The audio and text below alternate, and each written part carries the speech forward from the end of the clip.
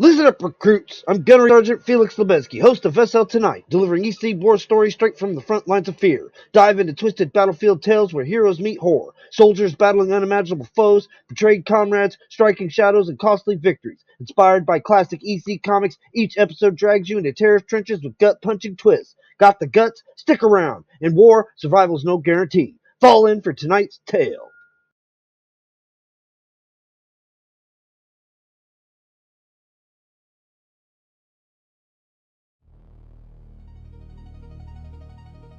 Listen up, maggots! This is Felix Lubezki on SL Tonight, and tonight we're storming the trenches with EC Comics Raw War Tales from Two-Fisted Tales issue number 19, hot off of February 1951. But first, before we get to the real terror, we got a sponsor break. Let's see what the vault coughed up this time. Roll it.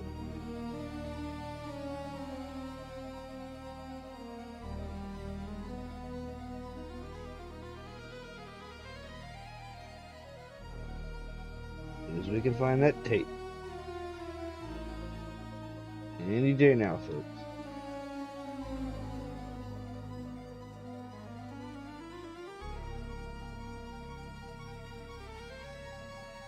I know I left it around here somewhere.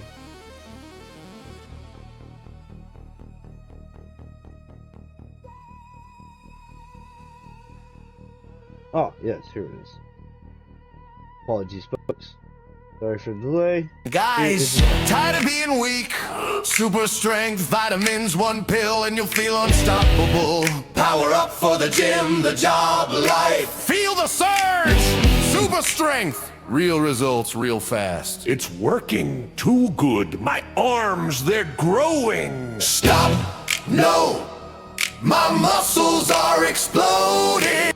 Help! Wrong ad! Cut it! Cut it. Super strength. Super power. Forever. Okay. Why does this box say not for use? You know what? Super strength apparently works a little too super. I think the gym just became a crime scene. Sorry about that, folks. I'll just stick to water next time.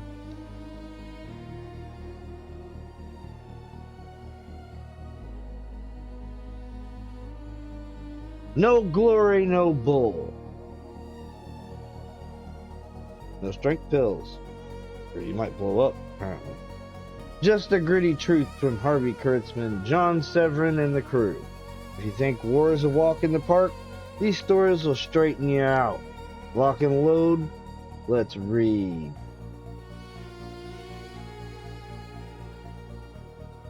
June 1950. The incendiary spark of war is glowing in Korea. Again, as before, men are hunting men, blasting each other to bits, committing wholesale murder. This, then, is the story of a man's inhumanity to man. This is a war story. Machine gun! Into this gully, soldier! You alright, kid? Over there, Sergeant. Enemy soldier. Easy, boy, you're wasting bullets. That feller's been dead a long time. Dead? First time I've shot a man, but he's dead already? Relax, son. We're pinned down and we're going to stick it out here till the mortars come up and deactivate that there machine gun. Funny, who'd have thought 1 year ago I'd be running around pumping bullets into other human beings? I never had enough nerve to kill a fly. Have a smoke. That will tone you down. I'm like an animal. A vicious killer. Well, I'll tell you, boy, there's killers, and then there's killers. Now, take the old Marine outfit. 5 years ago, we were cleaning out the Japs on Ponnap Island. First squad, 2nd platoon, 8th company. That was mine. And my boys came from all over the U.S. Why, there was even a set of twins in my squad. Hey, Hunzer, cut out that harmonica. You think this is a tea party? Dave and Duke Hunzer.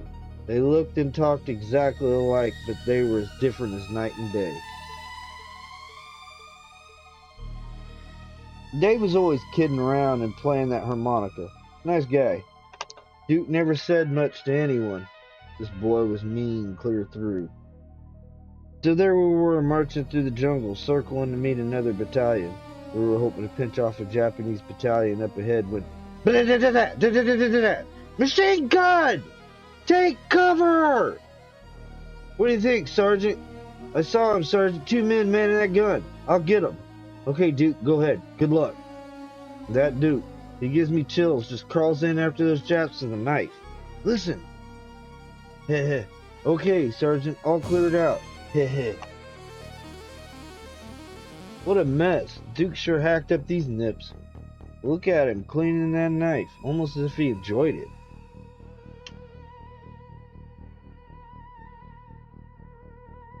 It wasn't long before a battalion met our battalion, completing their circling movement. The Japanese unit was trapped. The surrender flag. Hold your fire! Watch me get that... Blam! Hunter, didn't you hear the command to cease fire? Heh. Got him in the gut. Look at him wriggle. Alright, men, round up the prisoners and we'll send them to the rear. Hey, fellas! Look, the Japs have some captured Americans. Boy, are we glad to see you. What outfit is this? Got a butt? How'd they treat you guys? How long you been here? We got good treatment, strange to say. Yeah, that Commander Colonel Hishimura, he was alright. That's him over there. He treated us okay. We gotta get him to the hospital tent. A Jap officer. I've never yet got me a Jap officer. I think I'll save the medics the job of patching this guy up. No, Duke. Hold it, Hunzer. Let that prisoner be, Hunzer. Haven't you ever heard of the Geneva Convention? I want you to go out with the patrol, now. A couple of you men, carry Colonel Huzumura to the medical station. He'll need a transfusion. Whose side are you on, Lieutenant? Putting wounded Jap officers in the hospital tent? I'll get that Jap yet. Let's go, patrol. Think you'll live, Doc? It's hard to tell right now. Come on, Davy. Play us a tune. Knock it off. I think I hear a plane. Zeros! There they go. Anybody hurt? Dave Hunzer's hit. Put that harmonica in his pocket. Let's get him to the field hospital. Gorseman! The soldier's all busted, Doc. Where'll we put him? This way. Here's a cot. This prisoner won't need it anymore. A strafing bullet finished him off. It's a Japanese colonel. You're alright, Davy. I'll give you a shot of morphine to ease the pain. It's okay, Doc, as long as I have my trusty old harmonica. That night, the patrol returned. Come on, Duke, let's turn in. Maybe we can wrestle up some hot Java. I got some unfinished business to attend to. No Jap officer's gonna stay alive while I can help it. There's the field hospital. No one around. Come on, Knife. We got us a job.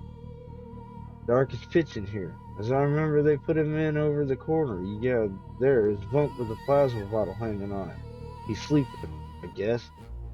Don't suspect a thing. He. I think I'll slide the blade in just about here. Goodbye, Jap. Goodbye, Jap. Good. What's this in his bunk? Finds a harmonica. Yep, Duke found Davy's harmonica and knew he'd killed his own brother. You see, there's a moral. War's a tough deal. We kill men not because we wanna, but because we gotta. It's a dirty job we have to do, but it doesn't mean we have to enjoy doing it. Boom, boom, boom, boom. Well, there go the mortars. Come on, kid. Let's get a move on.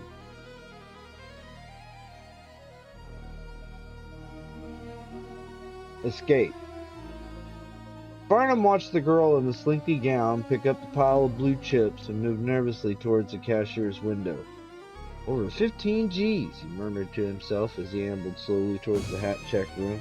More dough than Florio ordinarily likes to lose at his roulette table. A lot more. Barnum was just settling his pearl gray Stetson on the top of his head when she walked past him, fiddling with her pocketbook. He suppressed the urge to whistle long and low in admiration. The carefully sculptured face and the body moving so sinuously in the slinky gown were really something. That gal's scared stiff, he said to himself, pretending to concentrate on the tip of his cigarette. Walking out of this joint with $15,000 of Florio's money isn't the best method of achieving old age. Farnham moved stealthily across the parking lot, careful that the bright lights of the casino threw no shadow against the trees on the other side. He paused and heard the steady tap, tap of woman's shoes against the gravel, and then the crunch of a second person, a man moving quickly and surely along the walk. Tisk, tisk, Farnham mumbled to himself. She's smart enough to beat that rigged table of Florio's, but she certainly doesn't show much sense in walking smack into a trap like this. Farnham leaped forward the next instant and spun the man around. His hand grasped the wrist and twisting until the gun clattered to the ground. There was a snarl, but it was cut short by the crash of Farnham's knuckles against the man's throat. Then a gasp, followed by the sound of a heavy, limp body sagging to the ground. "Quick, into my car! The green one, in the end of the line!" Farnham whispered, pushing the startled girl along. Florio won't like the idea of my using one of his torpedoes as a punching bag, not while I'm helping a complete stranger make a getaway with winnings from his roulette table. Farnham concentrated grimly on the road as he put mileage between the speeding car and Florio's place, which must have been a beehive of activity by this time. His face was toward the ribbon of road unwinding before him, but out of the corner of his eye he noted the adoring look on the beautiful face peering at him. $15,000 in cash, and that gorgeous figure in a silky dress seated right next to him. He felt the gloved hand graze his shoulder momentarily, heard the deep purr of gratitude issued from that silken throat. But in the words of thanks he thought he detected a more exciting meaning. It was all he could do to keep from whistling, long and low. Decoy. He was safe here on the train, with the UN police patrolling the cars as pursuers would never dare to move in on him, no matter how valuable they considered his carcass. Through the blinds he saw them on the platform, their clumsy attempt to disguise themselves as passengers, rather than what they actually were. A pair of human bloodhounds intent on dragging him back behind the Iron Curtain. It was as ludicrous as something out of a 1928 melodrama. As long as he stayed here, they wouldn't dare touch him, and in 3 hours he would be beyond the border. Up until now, the pursuit had been too close for comfort, and once or twice he had thought himself a goner, but now they couldn't keep him from escaping to the free world. Their attempt to stifle him was a dismal failure. His eyewitness account of the atrocities he had seen would fall like an atomic blast on a dismayed and angry public. There was a muffled scream from the far end of the platform, and he peered out just in time to see his pursuers wrestling a slim girl towards a car parked alongside one of the freight sheds. Another of their victims, he thought, hurtling down the corridor to the door. Someone else they want to keep here behind the curtain. Out on the platform he rushed towards the car, just as the girl was pushed towards the back seat. A pair of badly disguised bloodhounds turned to meet his charge, and suddenly he was in their midst, hammering a path to the side of this new victim. One of the men went down in a heap as his fist crashed against the yielding bone, and now he was turning on the second man and shouting for the girl to race to the train. But something was mysteriously, startlingly wrong, for the girl was snarling at him. Her hand was bringing a glittering automatic from her coat pocket. "It's all a fake," he realized with a shudder. "She's just bait they're using to get me out of the train." He felt a sharp pain and a constellation of stars open before his eyes, but he was conscious of plunging on doggedly, feeling an exhilaration of his fist crashing against flesh. He turned to look at her, his head still aching from the blow he had received when her gun butt crashed against him. She was a beautiful woman, he realized with a hidden pang of regret. Too bad she was on the other side of the fence and committed to his destruction. There was only a few minutes left now, he knew, and then the long, desperate trip was over. He looked at her again. He couldn't hate her, not even if she was the paid decoy of a brutal police state, but his duty was clear. As soon as they reached the border, he would turn her and the bloodhounds over to the authorities, and the UN police on board the train would bear witness to his story. For by the time they had gotten to the scene of the fight, he'd already subdued all three of his assailants and was fighting on, challenging the world in the name of the International Press Service and freedom.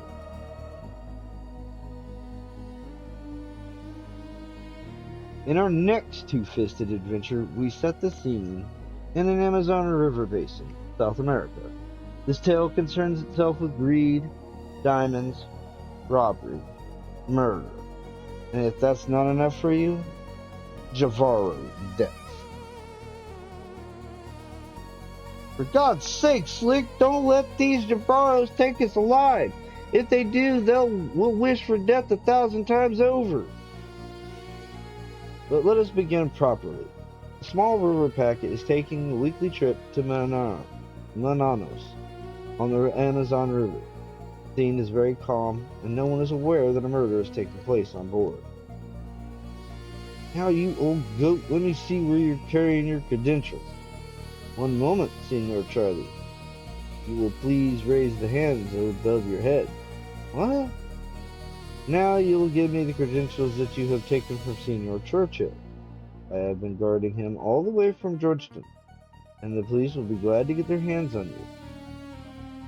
Heh, they didn't name you Slick Charlie for nothing, my friend. I've been prepared for this. Get him, Garcia! Whoa! Poor sap. Good work, Garcia. Now let's take all their credentials and toss them overboard. Please, Slick Charlie. Nobody'll hear the body splash with all the noise that paddle wheel's making, and the piranha fish will make short work of the bodies. See, and then we will masquerade as that diamond messenger and his bodyguard when we reach Mananos. Senor Slick Charlie, you always fool everyone. Senor Slick, how will you know the diamond representatives in Mananos when we get there? I have a con man in Mananos. He's been working for the diamond outfit there. He's the one that told me how the Georgetown Diamond Company Limited sends their weekly shipment of diamonds from Mananos to Georgetown by messenger on the river packet. Finally, Mananos. Let's go, Garcia. Our first stop is the office of the Georgetown Diamond Company. Ah, Mr. Churchill from our Georgetown office, and your bodyguard. May I see your credentials, please? Why, certainly, sir. They seem to be in order. Now, I must warn you, Mr. Churchill, you and your bodyguard must be on the constant alert. You'll be carrying almost $500,000 in nut-cut stones. There are the gems, all packed away in a briefcase. Remember, Mr. Churchill, take care. Oh, don't worry, we will, sir. $500,000 in diamonds. Senor Slick Charlie, you are wonderful. They didn't name me Slick Charlie back in Chicago for nothing. Now don't tip our hand by acting too excited, kid. Senor Charlie, why are we headed away from the docks? Why do we not go back to the boat?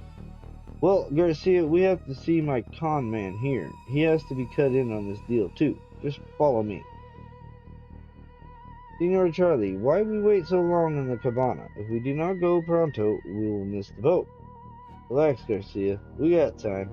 All we have to do is wait for Smitty, my con man. Listen, Senor Charlie, you are slippery like a fox.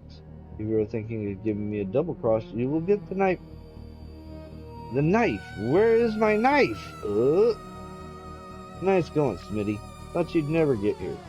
You giving this knife-happy young man punk his own shiv in the ribs serves him right. Let's just leave him here. People will think he's drunk. Get the motorboat ready. Great, slick me boy. Had that Garcia punk thinking we'd take the river packet back. Every cop in Brazil will probably be thinking the same thing. They'll never dream we'd do what we're going to do. Oh, you're a slick one slicker, me boy. Instead of going back down to Georgetown, we'll head up to the Amazon and Iquitos and then hike through the aerial jungle to Calo on the Pacific. We'll have to go through the wild Indian country full of Jivaros, but it'll throw the police way off. For $500,000, it's worth it. Oh, there goes Manos. Too bad we had to bump off Garcia. He was a good man with the knife. He's also good for a 30% cut of the loot. After many days of the river travel, Slick Charlie and Smitty take to the land. They now enter the vast primitive jungle beyond the Andes, home of the untamed Jivaro, the Oriente. Come on, Burro. Oof, this trail sure is rough, Smitty. Tell me what you know about these Jivaros you keep mentioning. Well, this is Jivaro country we're in now. Jivaros are the only savages that haven't been conquered in South America. They're tough, alright. Some say they're cannibals, but they say they can torture a man 1,000 ways. One thing's for sure, they shrink heads. You can buy a head the size of an orange in Lima for $25. No one knows how those devils shrink the heads. Smitty, up ahead. Who are they? Jivaros! For God's sake, Slick, stop waving that gun in their faces. It'll just make them angry. Well, tell them to stand aside. I'll let them have it if they don't stand aside. Slick, you fool, they outnumber us 10 to 1. Who do you think you're scaring? Don't, any of you come any closer, I'll blast you. Thwack! Hits in the head with a rock. Slick, don't let them take you alive. Use the gun on yourself. Bound hand and foot, Slick and Smitty are carried to the Jivaro village, where they're paraded down the main street and then thrown into a smelly hut. Listen, Slick, they're starting their ceremonial chants and dances. They're going to torture us. I hear them coming for us, Slick. I'm scared. I don't want to die this way. Where are your smart schemes now, Slick? Why didn't you figure out how to beat this rap, Slick? Huh, Slick? Huh? No, Slick, no! Don't let him take me! Merciful God, what are they doing to Smitty? It's been hours now and Smitty's still shrieking. How long can he keep alive so long? Stop. The shrieking stopped. Smitty's dead. Now they're gonna come to torture me. Wait, I have an idea. They'll never torture me. Carrying him out. Listen, all of you, is there one of you who can speak my tongue? Yes, I can speak. I am the chief's official interpreter. Tell your chief I'm possessed with magic powers. Tell your chief I have an herb that has made my flesh as strong as stone, and your sharpest axe will break to pieces on my skin. If this is so, you are God and must not die. You will live to tell my tribe about the herb. Now prove what you say is true. Take your strongest man and your sharpest axe and strike a mighty blow across the back of my neck. Your axe will smash to bits. Untie him and bring me my ceremonial battle axe. We will soon see if this white man is telling the truth. Are you prepared, white man? And don't call me Slick Charlie for nothing, Chief. Go ahead. Oh. He is no god. His head came right off. He has tricked us. There is a tiny curio shop in Lima. In the window is a newly displayed shrunken human head. And if we look closely, we will notice it bears a close resemblance to Slick Charlie. Even more odd is the fact that this head is smiling. And why not? Slick Charlie, who cheated the police of 2 continents and countless people all over the hemisphere, had even cheated in death when he cheated the Gennaros out of their torture. Wouldn't you smile?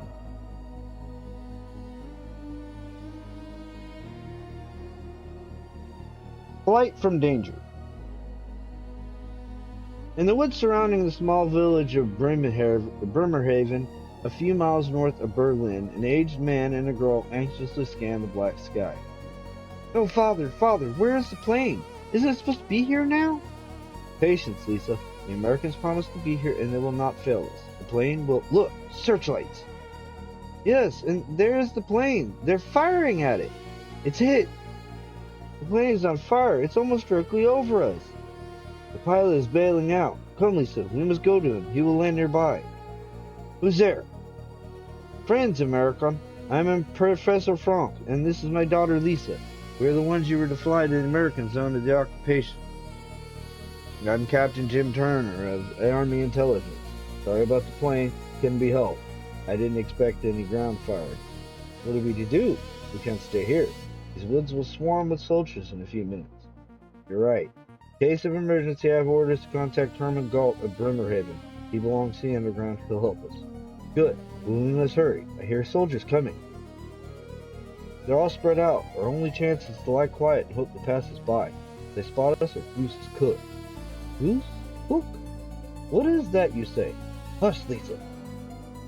So far, so good. I think they've all passed us. Come on, let's move now. The village is south to our right. It is not far. Halt! Who goes there? It's a soldier. He's seen us. He's alone. Gotta act fast. Blam! You killed him. He's just wounded. Come on, we gotta move fast now. The others heard my shot. Here they come. Run, I'll try to cover you. Bam, bam, bam, bam, bam, bam, bam. Oh, look, I'm hit. Father! Oh, Father! Father, you're bleeding! Got to get him out of here. Can you walk, Professor? Yes, yes, if you will help me. Sometime later. Go on. Too weak, Captain. Okay, we can rest a while. I think we've lost him. Better bandage that wound. Shh. Captain Turner. Don't move. Who are you, and how did you know my name? I'm Herman Galt. Your friends contacted me. Told me you were shot down. I've been looking all over for you. I've come to help. I brought a first aid kit. Here, miss, dress your father's wound.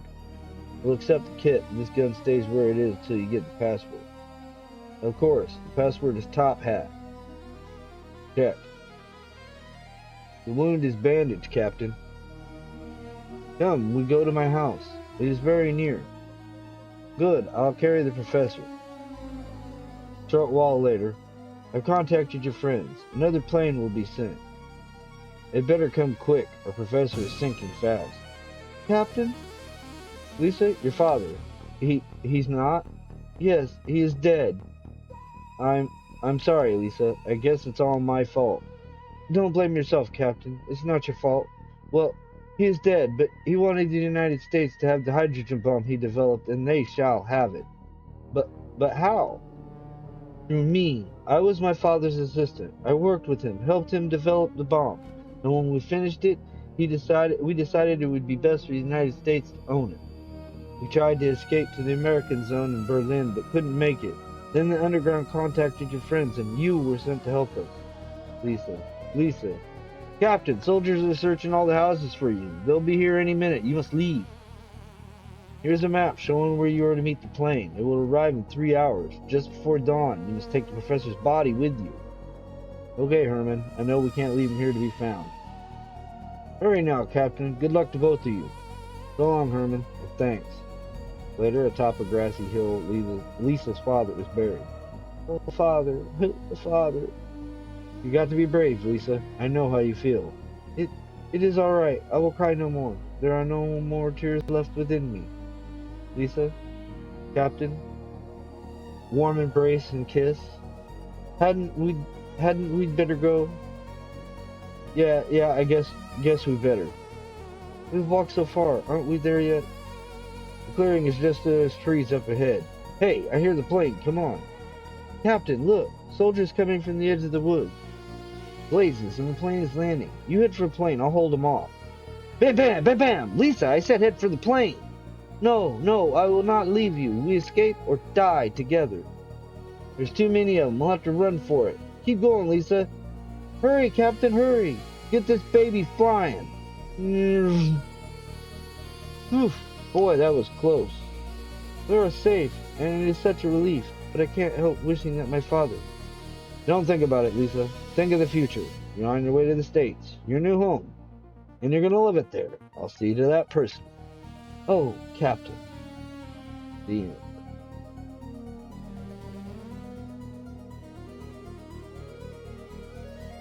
This is the fashion in which Master Jeremiah Pringle enlisted in the service of His Majesty the King of England. At the turn of the 18th century, the British Navy found itself short of manpower, and to bolster its forces, the notorious press gangs were sent out to impress or force men into the King's service.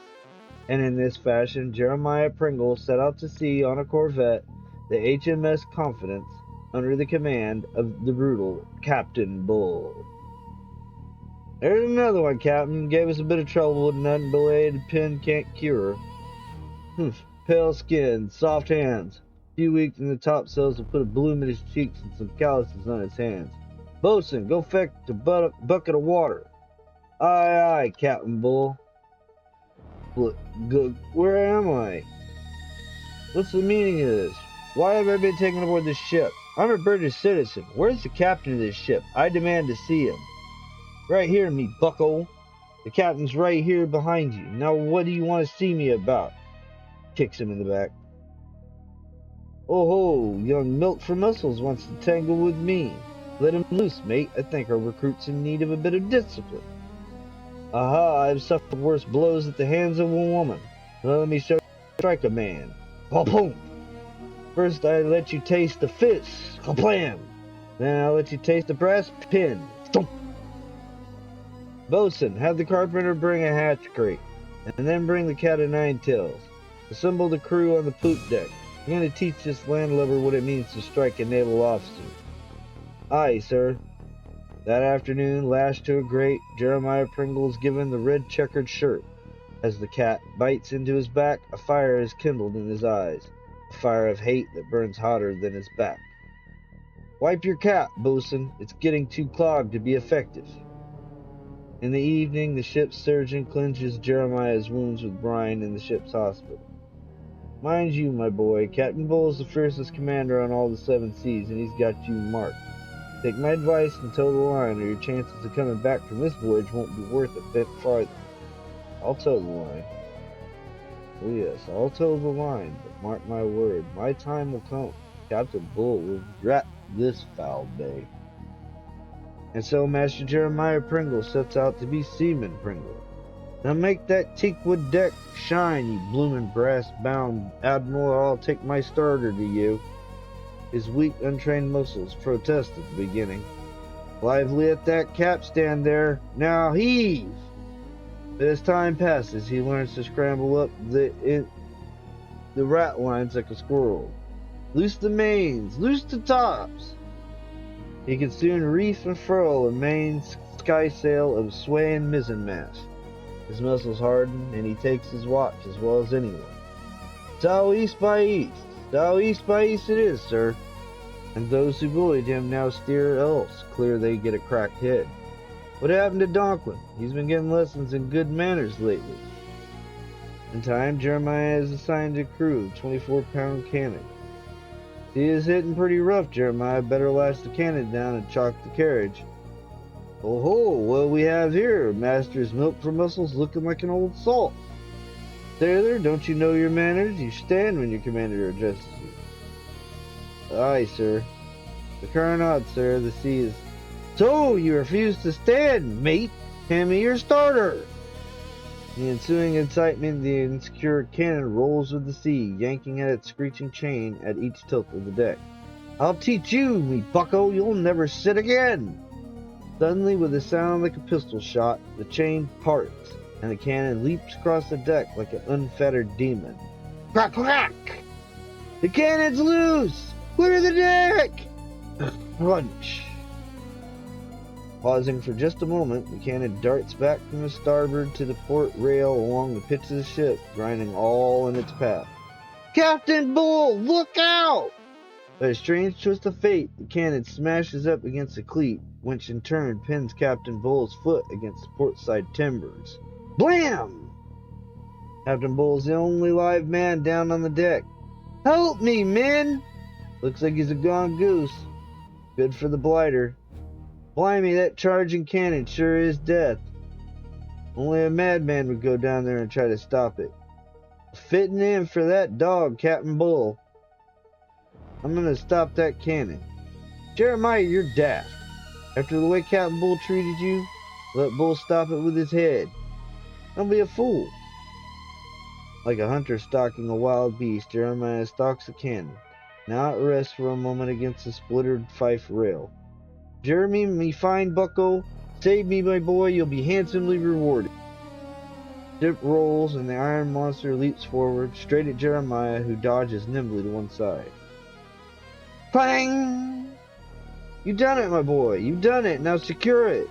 Crash, thud. Turns it to its side. Seaman Pringle, this will bring you closer to a discharge, you know that. Yes, sir, is that all, sir? Yes, Pringle, that's all. And as Jeremiah Pringle takes his leave, his eyes have the same expression they had the day he was flogged on the poop deck of the Cat o' Nine Tails.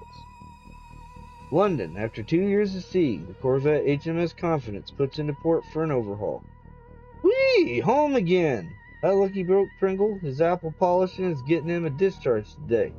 Ooh-wee! Well, Pringle, you've been an excellent seaman, and your request for discharge has been honored.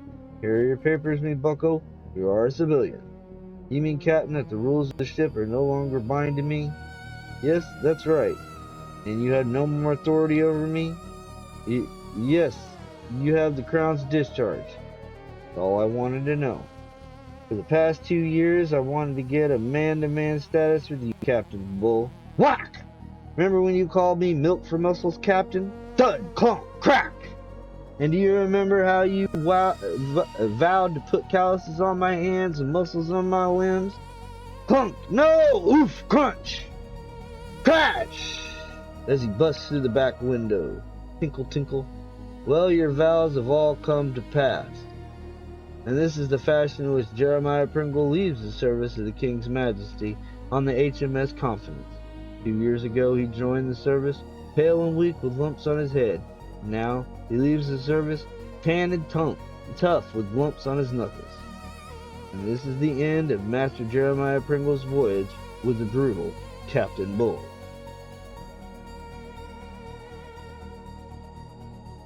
And that's a wrap on the battlefield briefing, troops.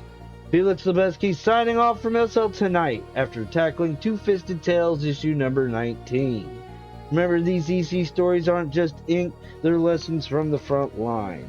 If you survived this, hit subscribe, drop a comment on your favorite kill shot, and gear up for the next time with issue number 20. Dismissed. Listen up, recruits! I'm Gunnery Sergeant Felix Lubezki, host of SL Tonight, delivering EC war stories straight from the front lines of fear. Dive into twisted battlefield tales where heroes meet horror, soldiers battling unimaginable foes. Terminal.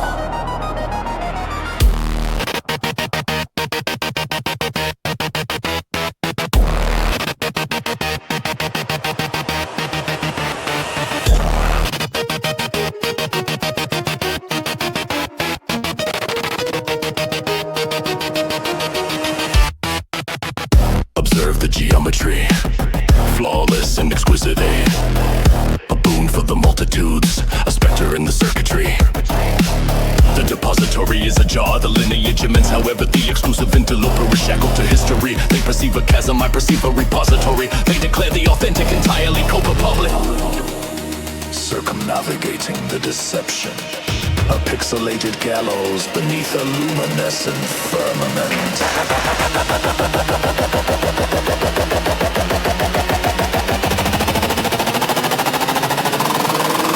Recursively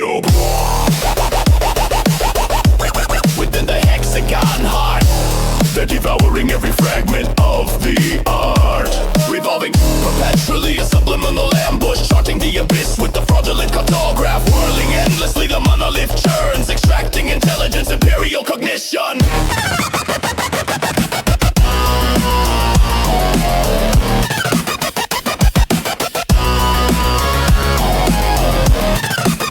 Algorithmic assessment and orchestrated deconstruction. They anchor the boundless continuum, a phantasms. A public treasure, larceny. The ethos is consecrated, then immolated. They refrain from creation, only pursue condemnation. The luminescence ensnared in a cybernetic spectacle.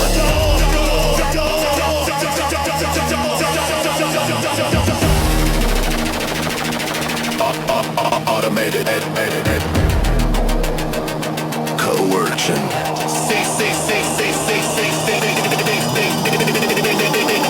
Says nothing. X is receding.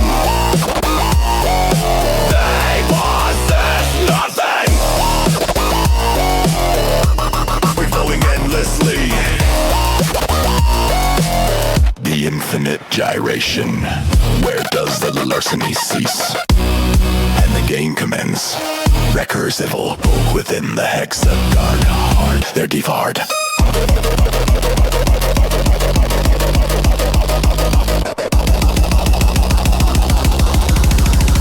Recursive yup.